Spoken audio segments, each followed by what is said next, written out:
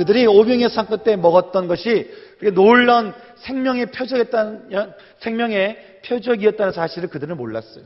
그런데 이제야 예수님 말씀을 듣고서야 그들이 먹었던 것이 아주 놀라운 그런 생명의 표적의 떡이었다는 사실을 그들이 그제서야 깨닫게 되었다고 하는 것이죠.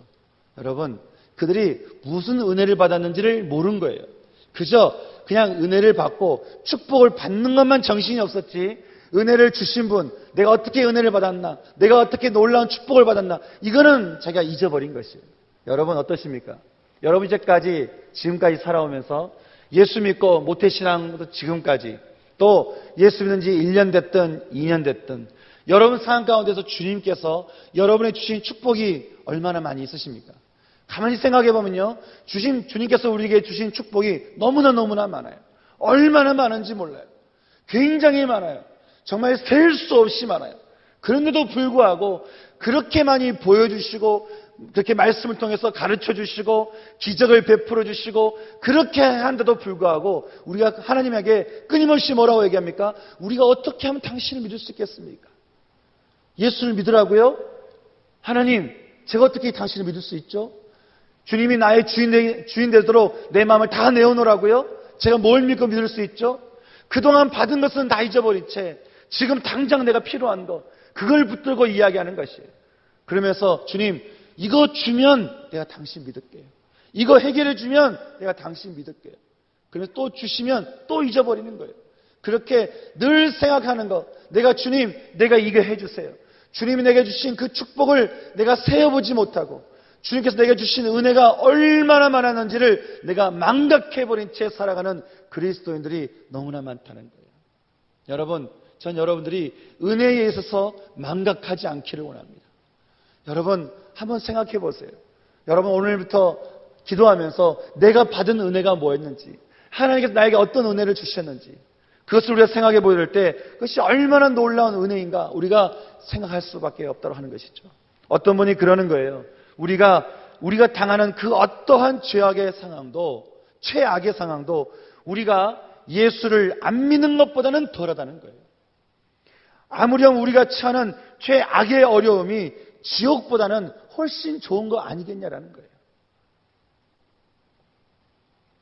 하나님께서 이미 여러분에게 표적을 주셨습니다. 내가 예수를 믿게 되었다면, 내가 예수 믿고 지금 이곳에 앉아서 하나님께 예배를 드릴 수 있는 것, 이것만으로도 우리에게 있어서 너무나 큰 표적이라고 하는 것이죠. 주님께서 이미 여러분에게 기적을 베푸셨고, 주님께서 이미 여러분에게 은혜를 베푸셨고, 놀라운 은총을 베풀어 주셨는데, 우리가 그것에 대해서 감사 여기지 아니하고 우리가 늘 다른 것을 요구한다고 한다면, 여러분, 우리가 이들과 무슨 차이가 있겠습니까? 주님께서 이것을 통해서 말씀하신 것은 무엇입니까? 그것은 너희가 이미 받았다 이거예요. 내가 이미 너에게 기적을 베풀고 있었다 이거예요. 너가 이제까지 살아오는 동안에 난 너를 한 번도 떠나지 않았고, 난 늘 너와 함께 있어서 늘 너의 마음을 붙들고 있었고, 늘 내가 너에게 사람을 보냈고, 그렇게 난 너와 늘 함께 있었다라고 하는 것이에요. 그래서 그것을 잊지 말라고 하는 것이죠. 사랑하는 청년 여러분, 성도 여러분, 저는 여러분의 신앙이 망각하는 신앙 되지 않기를 소망합니다. 어제 받은 은혜 기억하시기 바랍니다. 그제 받은 은혜 기록하시기 바랍니다. 또 받은 은혜 기록하시고 기억하시면서 계속해서 주님께 감사를 올리시고, 하나님 감사합니다, 주님 감사합니다. 여러분, 은혜를 떨어질 때는요, 가장 중요한 것은 주님께서 나에게 은혜를 베푸셨던 것을 기억하는 거예요. 그리고 다시 그 자리로 돌아가는 겁니다. 저는 개인적으로 참 은혜 받은 자리가 있어요. 그것은 제가 예전에 참 어려운 가운데 있을 때 술 마시면서 늘 앉아서 혼자서 이렇게 소리 지르던 곳이 있었어요. 뭐 소리 지르는 게 아니라 이렇게 하여간 땅을 치면서 혼자 이렇게 그런 곳이 있었어요. 여의도에 그런 곳이 있었는데, 제가 참 은혜가 떨어졌다 싶을 때, 제가 참 기도가 되지 않을 때, 내가 뭔가 은혜가 떨어져서 말씀도 잘 읽혀지지 않고, 뭔가 이렇게 찬양도 잘 되지 않고, 기도가 잘 되지 않을 때, 저는 그때 그 장소로 제가 마음으로 떠납니다. 그리고 눈을 감고 다시 그 장소에 가서 제가 그 장소에 다시 앉아서 주님께 기도하는 것이죠. 주님께서 저를 이 자리에서 이곳으로 보내주셨죠. 저는 그 자리에서 계속 울 수 있었고, 그 자리에서 계속 내가 눈물을 흘릴 수 있었고, 그 자리에서 계속 내 인생이 왜 그러냐라고 내가 계속해서 울부짖을 수 있었지만, 주님은 저를 기억하시고 주님은 저를 긍휼히 여겨 주셔서 그곳에서 저를 빼내 주셔서 저로 하여금 이곳에 보내주셨죠. 주님 감사합니다.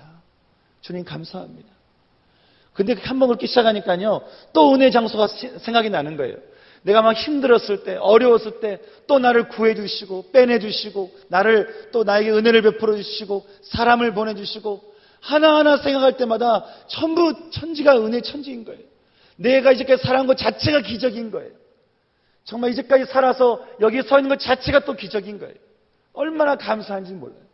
어떨 때는 제가 이제 여러분들한테 설교할 때는 좀 모르지만 어른들 모시고 제가 설교를 할 때는 앞에 나갈 때마다 어떨 때는 그런 마음 들어요. 참 저는 제 부모님에게 참 많이 속을 많이 썩였다는 그런 아들이었어요. 그래서 제 어머니가 많이 속상해 하셨어요. 그런데 제 어머니 같은 분들을 앉혀놓고 제가 설교를 하는 거예요. 그럴 때마다 제 마음속에 드는 마음 뭐냐면, 하나님, 제가 어떻게 여기 있을 수 있죠? 제가 이분들에게 무슨 말을 할 수 있죠? 하나님, 제가 여기 오게 해주신 거 감사합니다. 하나님, 제가 이렇게 주의 비전을 따라 여기 서게 해주신 거 주님 감사합니다. 모든 거 생각하면 생각할수록 감사투성인 거예요. 생각하면 생각할수록 은혜투성인 거예요. 생각하면 생각할수록 우리 인생 자체가 기적인 거예요. 저는 여러분이 지금 이 자리에 앉은 것이 기적인 줄 믿으시기 바랍니다. 예수 믿고 이 자리에 앉은 것 자체가 주님께서 여러분에게 주신 기적이라고 하는 것이죠. 이것이 바로 주님께서 이 말씀을 통해서 우리에게 말씀하시는 말씀이라고 하는 것입니다. 그렇다면 이 배고픈 무리들에게 이제 주님께서 이렇게 질문을 통해서, 대화를 통해서 말씀하셨던 주님께서 이제 두 가지 메시지를 이야기해 주고 있습니다. 그것은 첫 번째는 뭐냐면, 내가 바로 곧 생명의 떡이다라고 말씀하고 있는 것이죠. 오병이어의 배고픈 무리들은 이미 자신들에게 임했던 오병이어의 기적이 하나님으로부터 온 양식이면서 그 하나님이 영생하시는 양식을 지금 눈앞에 있는 예수, 하나님으로부터 인치심을 받은 인자가 이 양식을 주신다는 것을 깨닫게 되는 그 순간 이들은 영적인 배고픔을 느끼게 되었습니다. 예수를 만나기 전까지는 육적인 배고픔이 전무였던 사람들이었습니다. 그런데 예수를 보니까 그제서야 영적인 배고픔이 느껴지기 시작한 것이죠. 그들이 이제는 처음 왔던 것과는 전혀 다른 간절함으로 주님께 이렇게 고백하고 있습니다. 34절 말씀에 저희가 가로되 주여 이 떡을 항상 우리에게 주시옵소서. 주님, 제게 이 생명의 떡을 주시옵소서.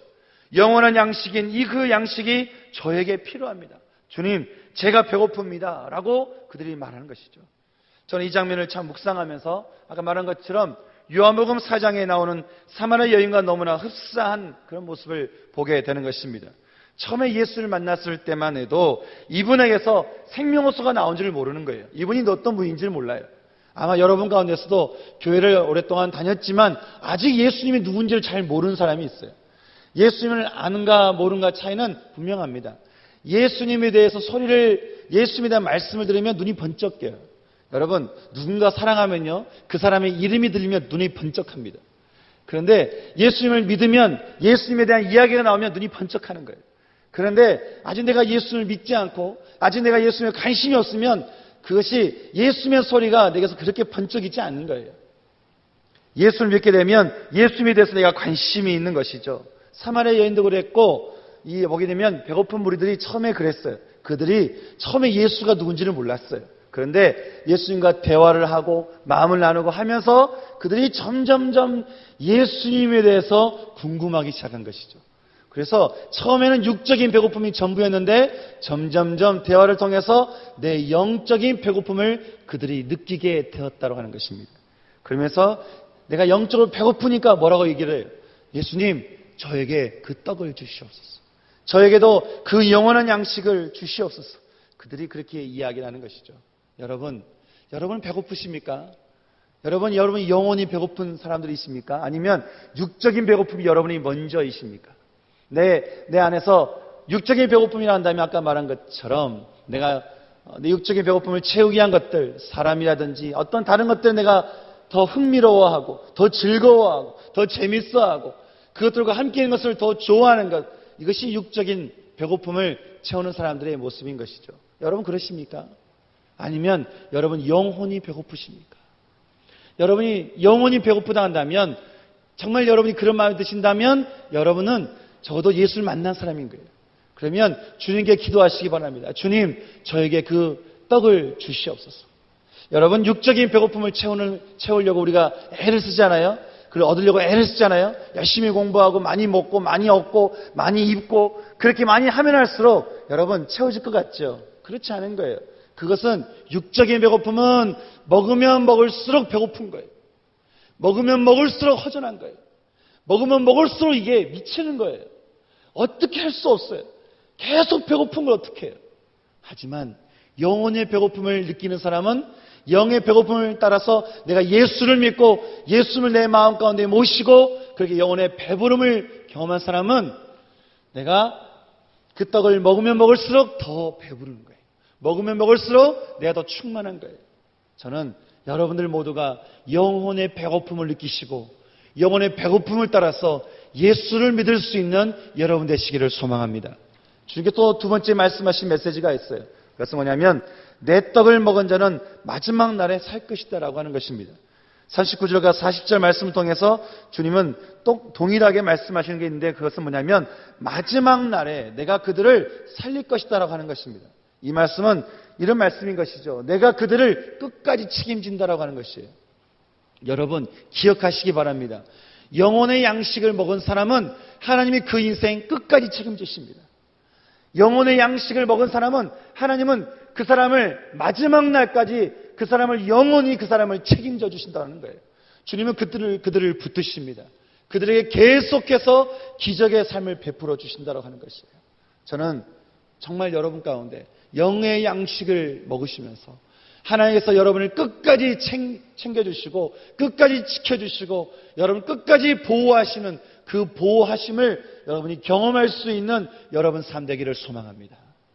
여러분 영혼의 양식을 먹잖아요. 그러면 힘들어도 힘이 생겨요. 어려워도 힘이 생겨요. 외로워도 힘이 생겨요. 괴로워도 힘이 생겨요. 또 절망이 와도 힘이 생겨요. 내 안에 좌절이 와도 힘이 생겨요.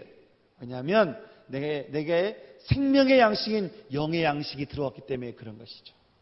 그러면 그 사람이 내 안에서 힘이 있는 그 사람이 가난하게 살겠습니까? 그렇지 않은 것이에요. 그 사람이 어렵게 살겠습니까? 계속해서 좌절하겠습니까? 그렇지 않은 것이에요.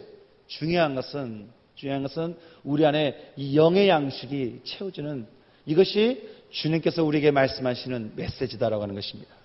사랑하는 청년 여러분, 성도 여러분, 주님께서 우리에게 오늘 말씀하시는 뭐냐면 내가 너의 생명이라고 말씀하십니다. 주님이 여러분의 생명이십니다. 주님이 여러분의 영생하는 그런 떡이 된다라고 말씀하십니다. 주님께서 말씀하시기를 너의 마지막 날까지 너를 책임지고 지켜줄 리가 있다면 그것은 바로 나라고 말씀하십니다. 저는 정말 여러분 중심 안에 예수를 믿는 그 믿음 가운데 예수를 그냥 믿는다라고 하는 것, 그저 내가 믿습니다 라고 하는 그런 정도 말고요. 정말 내 모든 삶의 영역의 주인으로 그분이 내 삶 가운데 임하는 그 축복이 여러분 가운데 있기를 주님의 이름으로 축원합니다. 함께 이 시간 함께 기도했으면 좋겠습니다.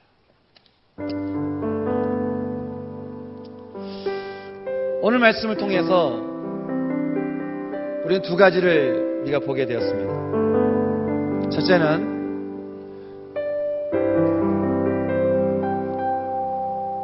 육적인 배고픔 가운데 살아가는 인생들에게 주님 말씀하시기를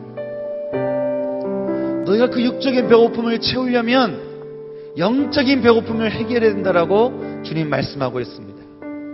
여러분 영적인 배고픔을 또 해결하기 위해서는 하나님을 만나야 된다고 얘기를 하셨고 그분을 믿는 것이 그 배고픔을 채우는 것이라고 말씀하셨습니다. 여러분 예수 믿으십니까? 여러분 마음 안에 예수님이 계십니까? 여러분의 삶을 예수님이 다스리고 계십니까? 아니면 여러분의 삶을 누가 다스리고 있습니까?